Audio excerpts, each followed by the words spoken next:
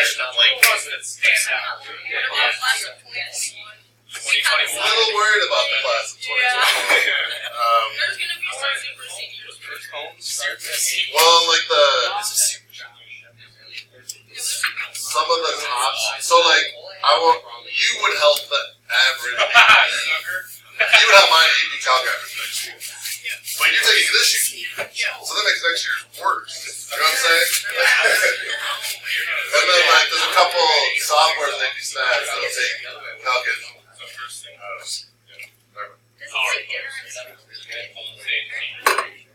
okay. So relative extreme. So we're just building on.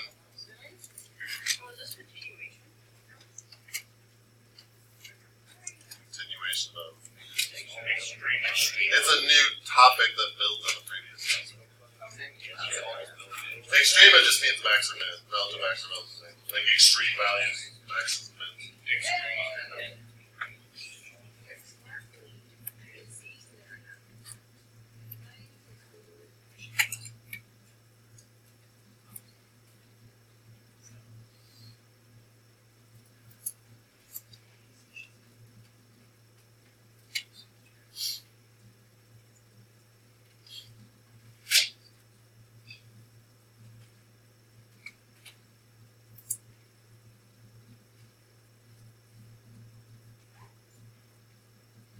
This is that idea that increasing and positive mean two different things, negative and decreasing mean two different things. So at a relative max on f of x, you'll be able to see at f of x, the graph will go from increasing to decreasing. Right? You just want to stare at it, take his eyes.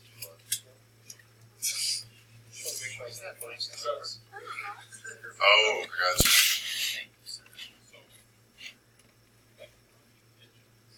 You guys know the quote of success? So you start from the corner of the room. This is like a research basically. So you start from like Jarvis, the one with the desk on it, draw a triangle to the back middle of the room. The people that sit inside of that triangle vastly outperform the people that sit outside.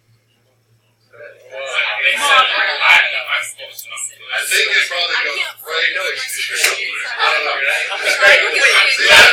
Like the theory says if you scoot over 2 feet, you're going to do better. Or up 2 feet, you're going to do better. I don't know how much, what's the cause and effect though? Is it because where you're sitting or is it because you chose? Like you guys, it's because you chose. You are way outside the code of success. I mean, it makes sense with Tyler. Well, like, you're kind of on, you're like right on the border. I think it's just that if you're back there, then you chose not to pay attention to it. Right. I think it has to do with where you choose. Okay.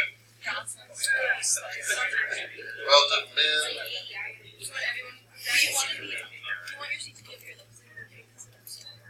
You guys were outside of the code of success in integrated math. Yeah, so I think it was inverse.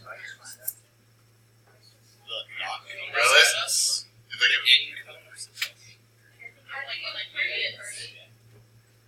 Yeah, we were in the back corner, so obvious.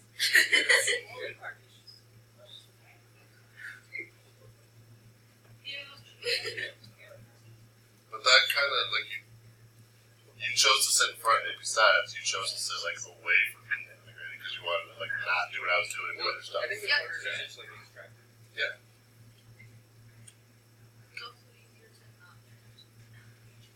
Right. So you didn't like need to pay attention. Right. I think the major was that we left them cycle. You were just gifting them to other people. Yeah. Yeah.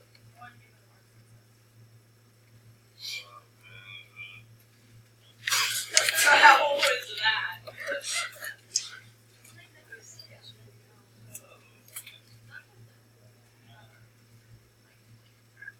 cannot tell you what the class was.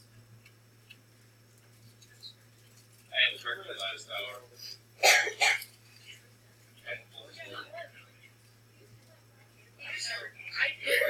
could only tell Tristan switched that semester, so he wasn't there the whole year. the stats was not giving sense.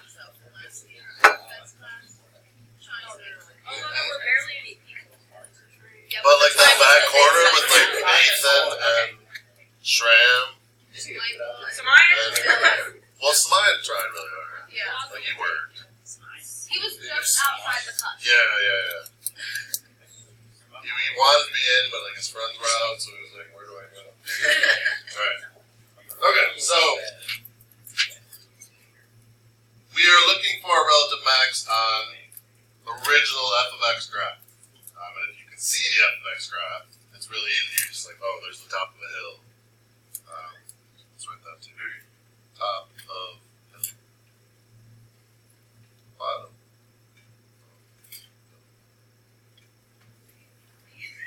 What? Okay, stop. We're not doing that. Oh my god. I said it and I felt like me.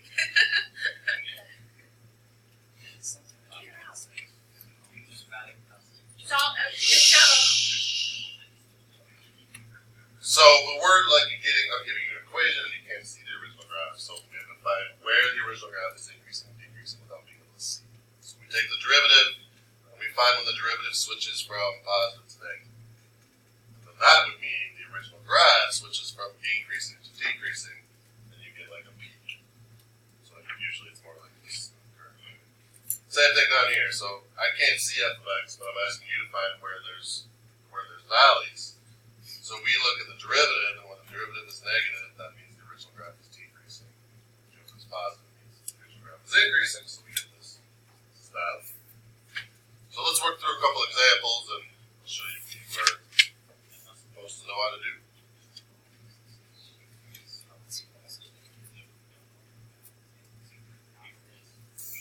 Shield, you with me? Yeah. Sure? You kind of had your head down, and now you're talking, and not really sure what's going on back there. Oh, yeah, you quiz me.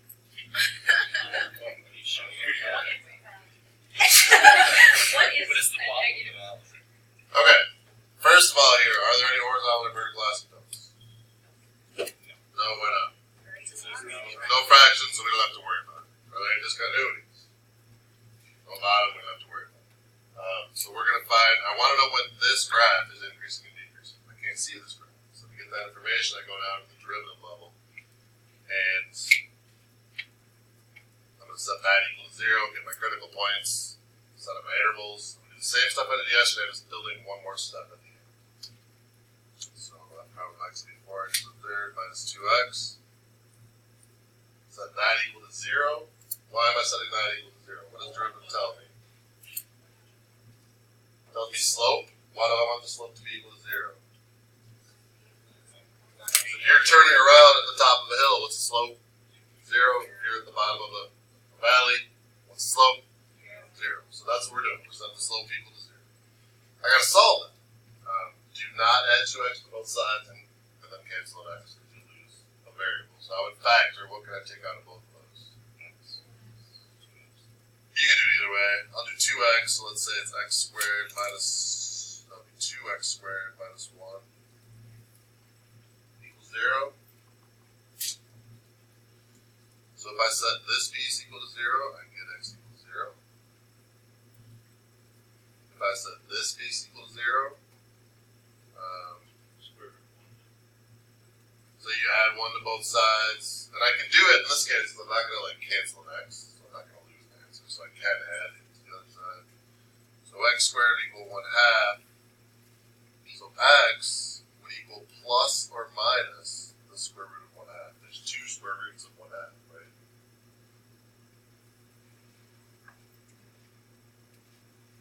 And the AP test would probably rationalize that. So let's do that. So if I have like the square root of 1 over the square root of 2, it'll multiply the top and bottom by the square root of 2. So on top I get the square root of 2, on the bottom I get 2. So this is really x equals plus or minus the square root of 2 over 2. And if you're like doing your own work and they never want to see this, I don't care how you leave it, but they would probably rationalize it. So when you're trying to match up with their multiple choice answers, these would be our 3. And this could be a multiple choice question by itself. Find the critical points. I mean, you might be done right there. You could say find where the interval is, where the function is increasing. You could say find where it's decreasing. You could say find where there's a relative max, where there's a relative min. So we're trying to like do all of these type of things at once. So these are our 3 critical points. What do I do with those 3 critical points? build your intervals around them, right? So that they don't accept a number line as an answer, but it does help some people like see it. So those would be your free values on the number line. So you have 4 intervals, right? Negative infinity up through negative square root 2 over 2. Negative square root 2 over 2 up through 0. 0 up through the square root 2 over 2. Square root of 2 over 2 to infinity. So if you think about the number line, this helps some people too. It's really negative infinity on this side, infinity on this side. So those are our intervals.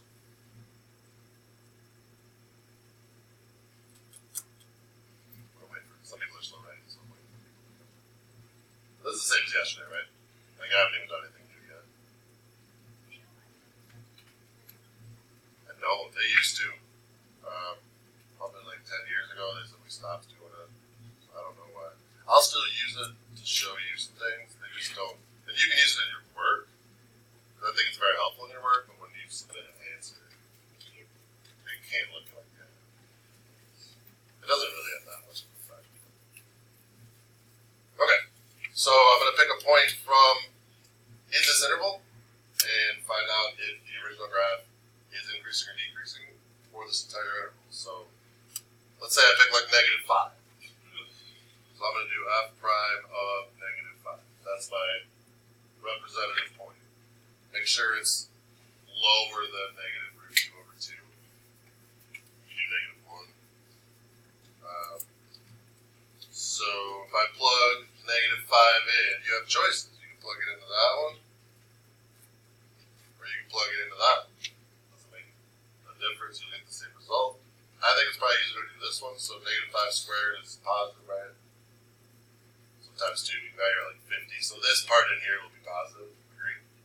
This part here will be negative. So negative times positive.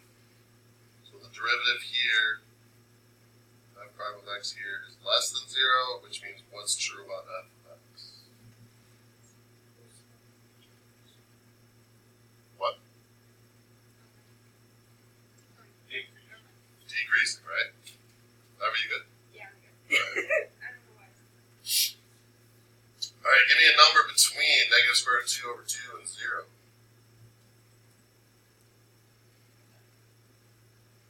You do negative a half, right? You do negative a half, you do, if you're not sure if that's, you can do negative a fourth, you do negative a 10. You know, if you want to, if you're not really quite sure where this is, just pick something really close to 0, like negative 100 even.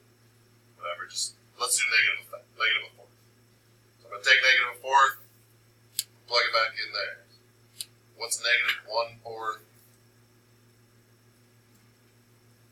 What's negative 1/4 squared? Positive 1/16. Times 2. 2/16. 2/16 minus 1. Positive or negative? Negative. When I plug negative 1/4 in there, positive or negative? Negative. I don't even care what the number is, right? I just care if it's positive or negative. So those are both. So negative times a negative gives me a positive. Hold on, shoot. Never mind. You good?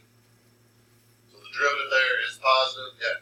So if we know that we define critical points as being the top and the bottom, like the top and the bottom values, we're switching from positive slope to negative slope.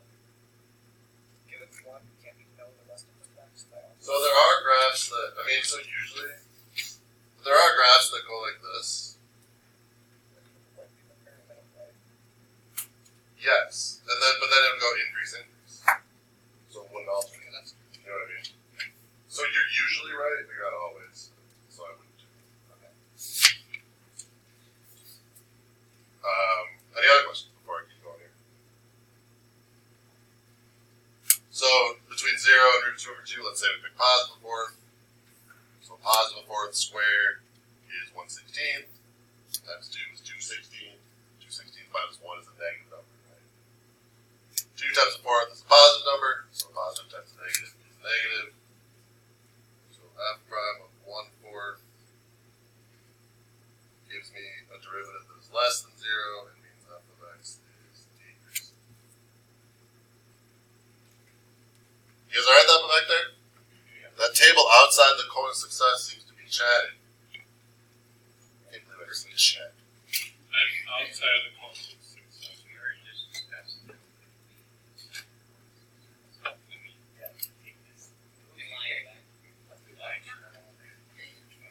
Mine's like, I don't need to be I don't need to be in this. Square root 2 over 2 to infinity, so pick whatever number you want, let's say 10.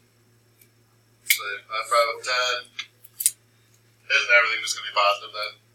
Yeah. 10 squared, 10 2 times 10, everything's positive, so the derivative here is greater than 0, which means f of x is the increase. So that's what we did yesterday. Like all of that was just reviewed yesterday. The only thing I'm building on now is, okay, if the original went from decreasing to increasing, did that create a relative max or a relative min? So if I went from decreasing to increasing, that creates a relative min, right? So a relative min at what x value did the switch occur? At what x value did the switch occur? Thanks for 2 over 2. The annoying part about these is you're going to have to find the y value. So we're going to plug, how do we find the y value? Plug back into the original. The original is what tells us y value. So we'll get to that in a second. There's a relative min here. What about this inc to d here? So f of x went from increasing to decreasing. That's a relative max, right? At what's the x value where that switch occurred? 0. That was really easy to plug back in. If I plug 0 back into the original equation, what's the y value? 1, right? So we're starting, this is like the very first, when I ask you to graph these are going to be points that you put on the graph. So when I give you, the quiz, it's like 2 or 3 questions long. This is the first thing, you put the asymptotes on first, and then you'll put points that we get, and then you'll build around those, yeah.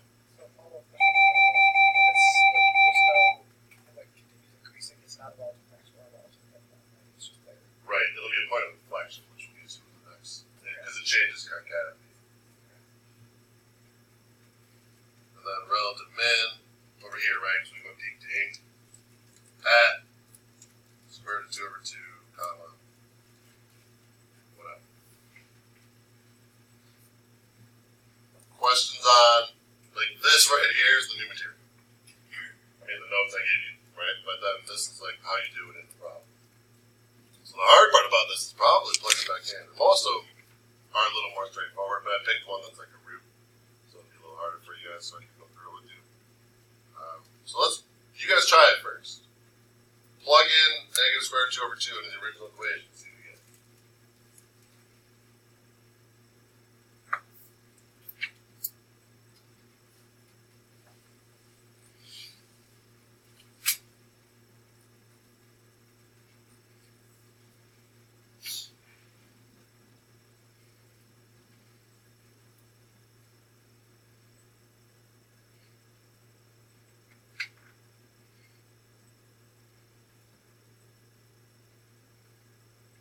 Yes, it is one of those exact responses. Yeah, you go up 1. Try to be closer to me. That's why I didn't move up to like 6. Yeah.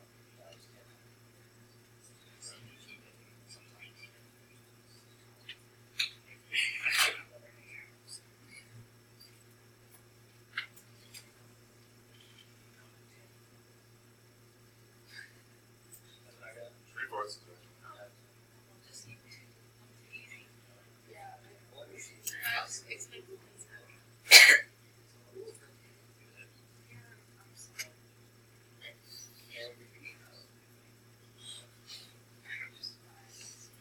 Alright, so plug it in negative root 2 over 2 to the 4th. So first of all, what's happened to the negative? I do it 4 times. It's just gone, right? So that doesn't matter. And then what's root 2 times root 2?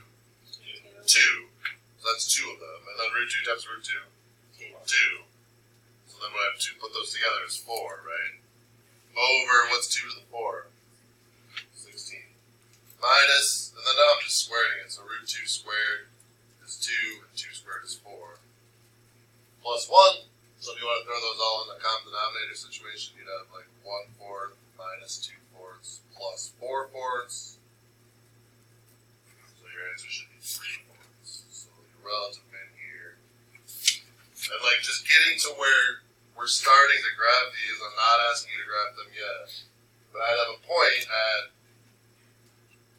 right in this area that is negative square root of 2 over 2, comma 3/4. I've got another point at 0, comma 1. And then did you guys plug in the other one also yet? You get the same thing, right? So you're going to get square root of 2 over 2, comma 3/4. And this is a min, max, min, so your graph is essentially going to do this. But you will also be required to find this point here, and this point here, where it switches from a U to an N, and then an N back to a U. So that's like the next level down. That's the second term. But for now, your answer that you give me, or look at the sheet to check, would just be these three things. Questions there? Got another one I wanted to go through. Let's say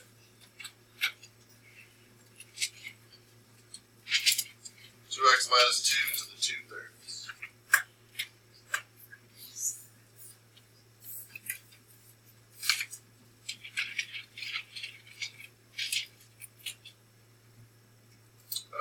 My directions are find any asymptotes, discontinuities, increasing, decreasing, relative max, relative min.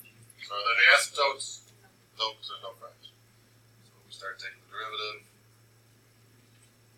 2/3, e to the 2x minus 2 alone, reduce the power by 1. Multiply by the derivative of the inside. Then we get it into one fraction. So it's 4 over 3 times 2x minus 2 to the 1.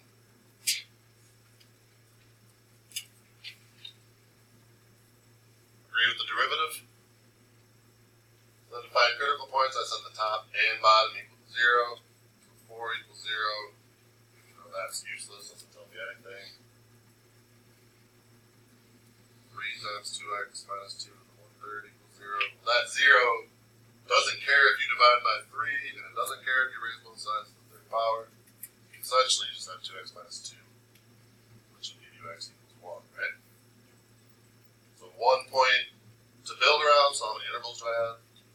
2 of them. So negative infinity to 1. 1, 2. Am I going too fast, or am I okay? I feel like I'm flying. I'll slow down a second. Questions up to here before I go on? Fly further.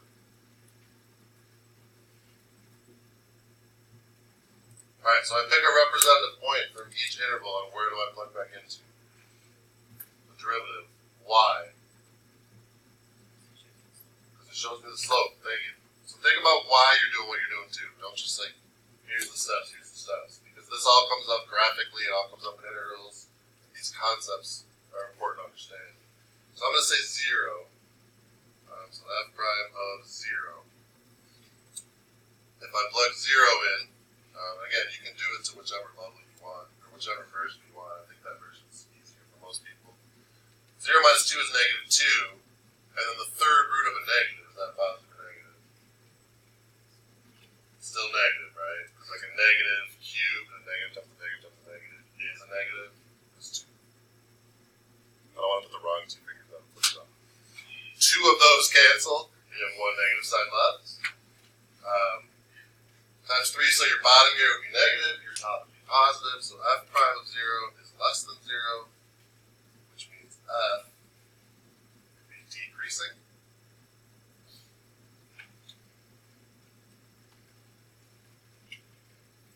And then from 1 to infinity, let's say I picked, I don't know, 5.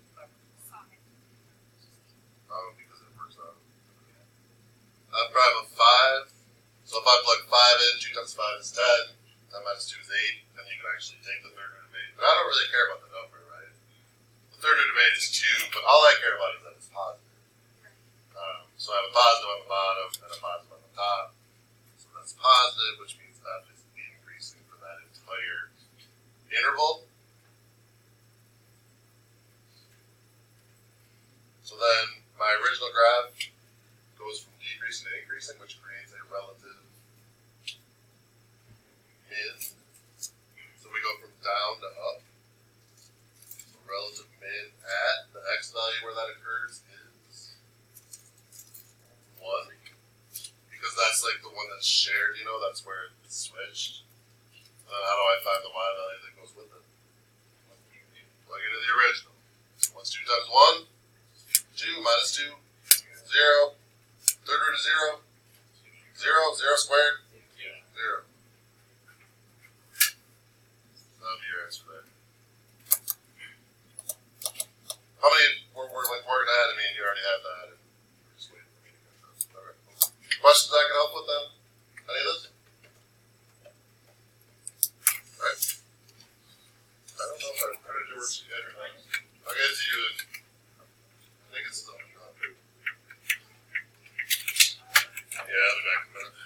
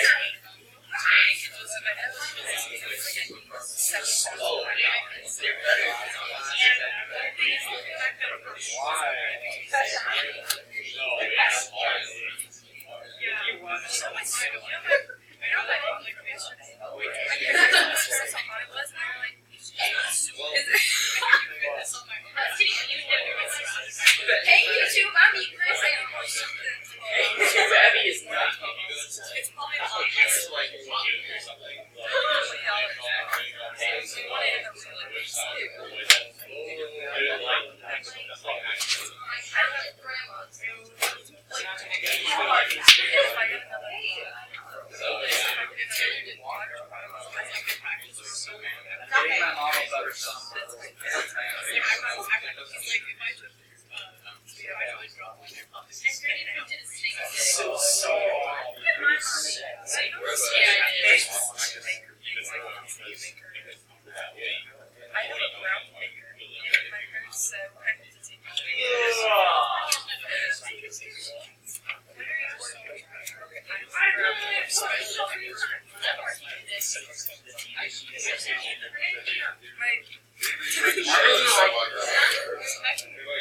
So you guys make that connection. 117 unregistered. Yes, I do. I'm Would sorry. annoy me so Oh, I had much. like 3,000 or something. I mean, I was constantly 20. Oh, no, no, no. Okay, then leave them. Or do these then. Excuse you. What's he going?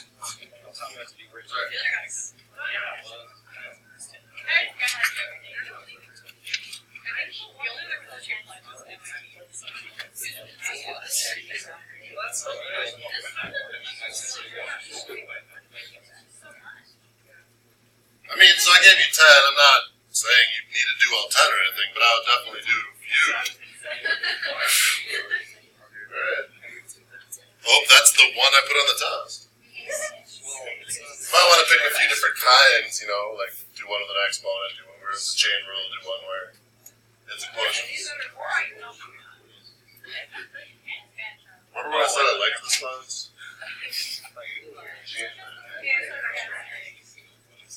Oh, that's why, yeah, she kept it actually.